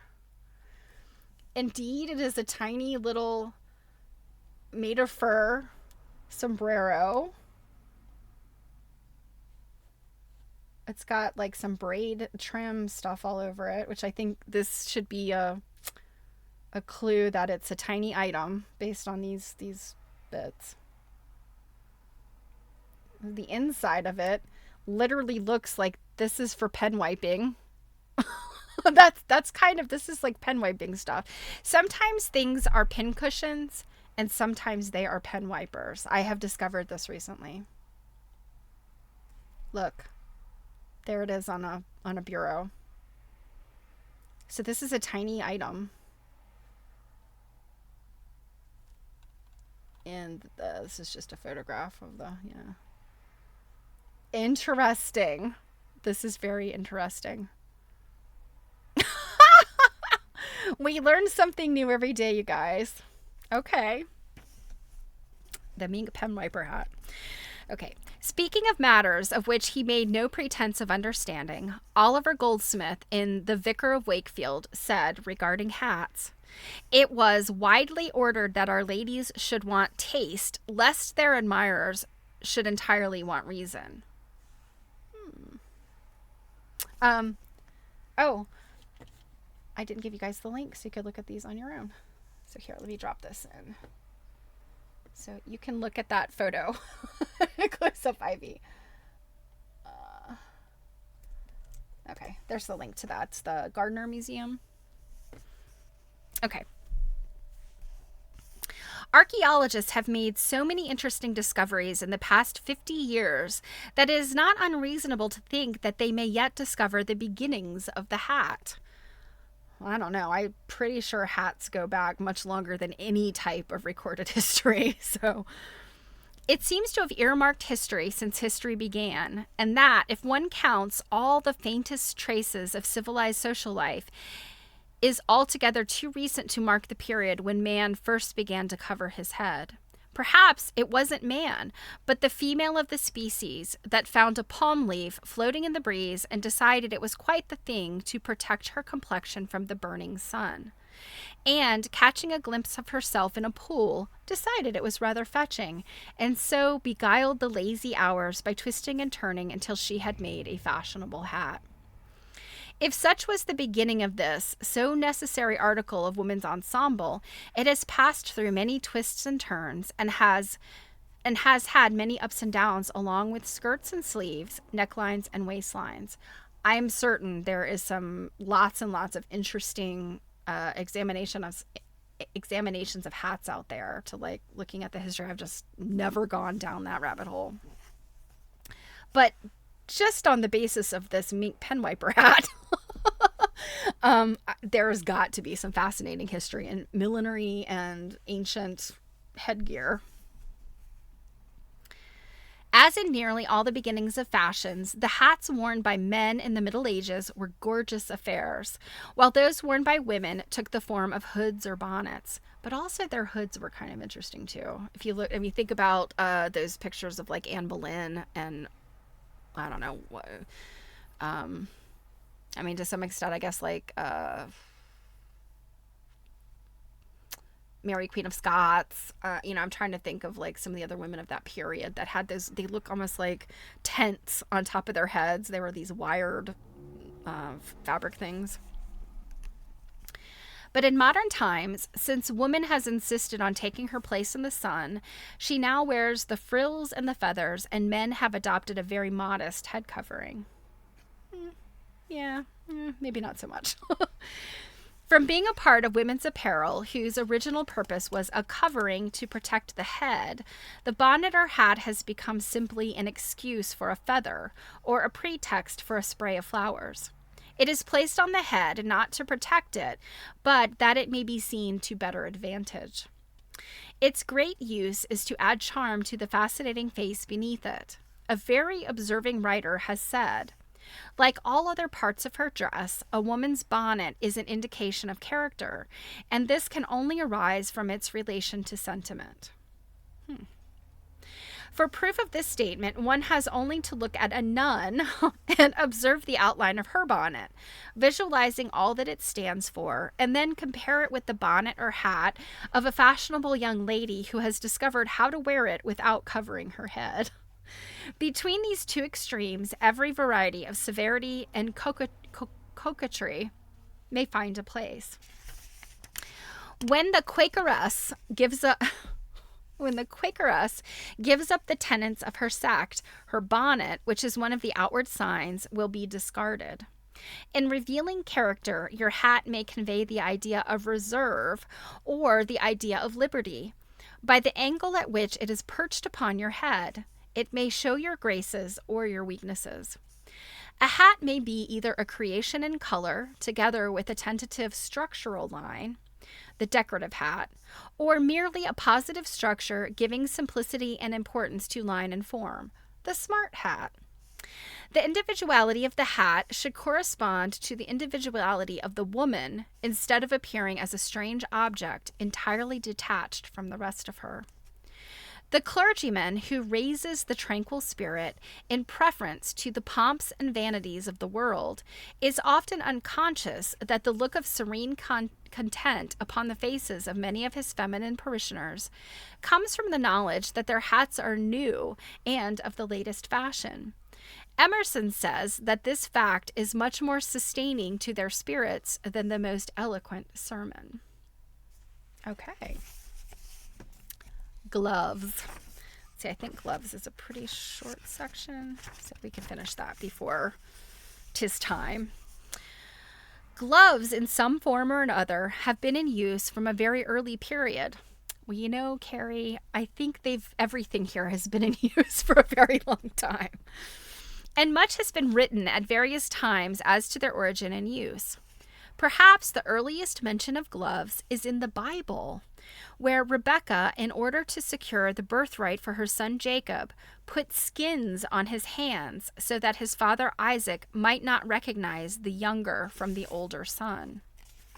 That is interesting. I've never heard that before, but I don't know biblical stories very well. Mittens were among the dress accessories found with the mummies of the time of Amon of the 21st Egyptian dynasty. They were made of the same material as the upper part of the garment. It is possible that the gloves were worn to correspond with the foot covering of thin pink or red kid, which was more than a mere stocking, for it was so made as to separate the big toe from the others, to ensure the safety of the sandal, which was fastened with two straps, one of which passed between the first and second toes. So, flip-flops. Although I guess sandals would also like maybe like wrap around your ankle or so. The other going over the instep. Oh, okay, so we're talking about those types of sandals. So you've got the big strap over your instep and then the thong over your toe. In the Trojan Games, 1,000 years before the Christian era, mailed gauntlets were used, and the gloves called digitalia, though uncommon, were known to the Romans. In the 8th century of Charlemagne, granted legal permission to the monks to hunt deer so as to provide leather for glove making and bookbinding. In 712 AD, gloves were worn in England by the clergy and military. By the 10th century, glove making was recognized as an established industry. Before gloves, in their more primitive form, came to be commonly worn by either sex, by clergy or laymen, the want of covering for the hands was very probably supplied by long, loose sleeves falling at will over the wrists and hands. On down through the ages, we read of gloves being worn by kings and warriors. There is mention of them in lists of costume, in import orders of merchants, in wills, and as a necessary part of the queen's toilette accessories. Leading personages were often interred wearing gloves, as was Thomas Becket. The glove was used as an emblem for many centuries, sometimes as a love token, at others as a sign of defiance. Oh, so you could lose a glove, kind of like a handkerchief, or you could slap a man across the face to incite a duel. Gloves of fine workmanship, enhanced by embroideries of silk and jewels, have been presented to kings and queens by loyal subjects when visiting the houses of the nobility and gentry, or on entering cities and towns. These presentations were often made to sovereigns because of their emblematic significance and connection with the idea of lordship and supremacy. So you got some gloves, you are a fancy pants.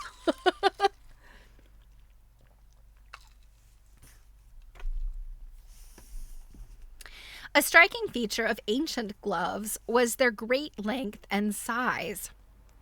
But it must be remembered that fit was scarcely a consideration in the early days, the tight and well-fitting glove being a commonly modern invention. Well, the thing is, I think for the most part, I could be way off here, but I really think like gloves and mittens and things were really about protection, I think, like either keeping your hands warm, keeping them from being sunburned, because pale white skin or light colored skin was very, important on women in certain cultures.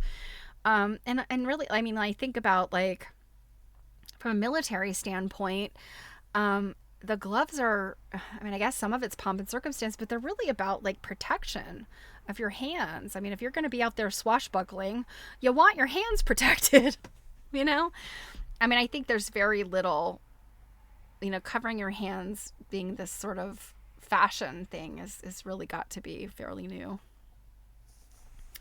The fashion of gloves and mittens of the civilian was often reproduced, more or less, in the iron gauntlet of the warrior. So, yes, if you're swashbuckling, you need a hand protection, on which chasing or engraving would take the place of jewels and embroidery. It was not until the 14th century that women commenced to wear gloves, and then only women of rank wore them. The fashion of perfumed gloves was introduced by Queen Elizabeth. Shakespeare, and it's funny, she doesn't say Queen Elizabeth I because Queen Elizabeth II wasn't a queen yet when this book was written, so she's referring to Queen Elizabeth I, of course. Although Queen Elizabeth II wore the cute little white gloves like my grandmother wore. Shakespeare makes several of his characters speak of gloves, and in Sir Walter Scott's novel, The Fair Maid of Perth, Catherine is described as laying aside the splendid hawking gloves she was embroidering for the Lady Drummond. Hawking gloves would be gloves needed if you've got hawks, like falconry, the falconry glove, right? The Glovers of Perth in Scotland claim St. Bartholomew as their patron saint, and those of France claim St. Anne. After the reign of Charles II, the beautifully embroidered gloves gradually gave place to those of plainer character, and at the same time ceased to be so often used as a love token of any special significance, though even yet it retains some small traces of its past importance. At funerals, even now, in England, gloves are distributed to the mourners. Oh, that's interesting. And at what is known as the maiden sessions, the local authorities present white gloves to the judges and the recorders. I don't know what a maiden session is. One writer has said, black gloves should never be worn. They are intolerable because they extinguish, as under a pall or a layer of ink, what is of greatest importance to the human body, the hands. Okay. I mean, I think any kind of glove extinguishes your hands to some degree. But I guess if you're wearing black gloves and black clothing, your hands disappear. I don't know. The origin of the colloquial phrase, to give the mitten, never heard that one before. It must not be so colloquial of a phrase. So to give the mitten is lost in dim antiquity, but its significance remains as a symbol of unrequited love. When the suit of the lovelorn swain was not to the liking of his fair inamorata, he was given not her hand, but the mere husk or covering. In other words, the mitten. Carleton in Farm Ballads said, "For me, she mittened a lawyer," and several other chaps. So I guess what is saying, like, she picked me and she gave her cast off gloves to the others. Let's see. So Robin says, that was fast. A maiden session. I can pull this down so I can see better. Okay. A maiden session, particularly in a political context, refers to the first session or meeting of a newly elected or appointed member of a legislative body. It is often accompanied by a maiden speech where the member makes their initial formal address to the legislature. The term maiden in this context signifies first or initial. Okay. So it's just a terminology to mean like the initial, the beginning of the thing. Okay. During the 19th century, a fingerless mitten of kid was worn embroidered in silk. I'm very familiar with these from historical costuming. And these, again, they were to cover women's hands. These were long silk gloves knitted in fanciful design, and a fingerless one, also of silk in lacy pattern, called lace mitts. Gloves, whether viewed from the standpoint of romanticism or as a necessary article of wearing apparel, like dainty handkerchiefs, bespeak the nicest discrimination of the wearer. They should be fresh, well-fitted, and appropriate, and then, if all straps or buttons are fastened, leaving no untidy ends to flap about, your gloves will quietly and inconspicuously, but definitely add to the charm of your costume. So that is where we will stop. And let's see. I think that actually we have some pictures to look at. So we'll start with those next time. There's a few pictures in here of hats and gloves and things. So we'll get to those next time. So some interesting things. We learned some stuff today. Also, Carrie Hall has some snotty ass stuff to say about hats and hair. She strikes me as the sort of lady who appreciates a glove, though. Yeah, it is so interesting to think about some of these things, for sure. Well, you guys, I hope that you had a great weekend. I forgot to ask what everybody did this weekend. I was so like, blah, blah, blah, blah about my weekend. But I hope you have had a good start to the week because you had a good weekend. And I hope you have a wonderful week. We'll see you on... Right, Robin? Can you imagine being a friend of Carrie Hall's? Yeah, she's probably just as fun as Florence Pito and Ruth Finley. She was a character. So yeah, we'll see you on Thursday. I'm gonna, like I said, I'm gonna be talking about the Hutchinson rugs, which are so fascinating and so interesting. And I see some stuff that definitely is bringing up modern art forms for me. That we'll look at all of that. Um, Noted Druid. We've got Carrie Hall's number blocked.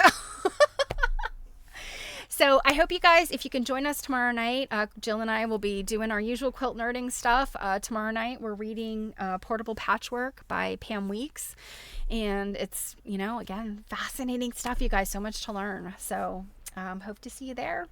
As always, I couldn't do this without you. I'm so glad you guys are here. I appreciate you so much. And yeah, we'll move on with this chapter on Thursday too. So take care. Have a wonderful week. And on all the social media too, thank you, Druid. And I'll see you soon. Mwah! Bye, guys.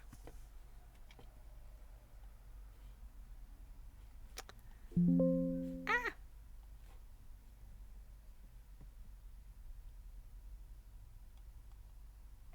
Well, I would say goodbye if I could find my end screen. There we go.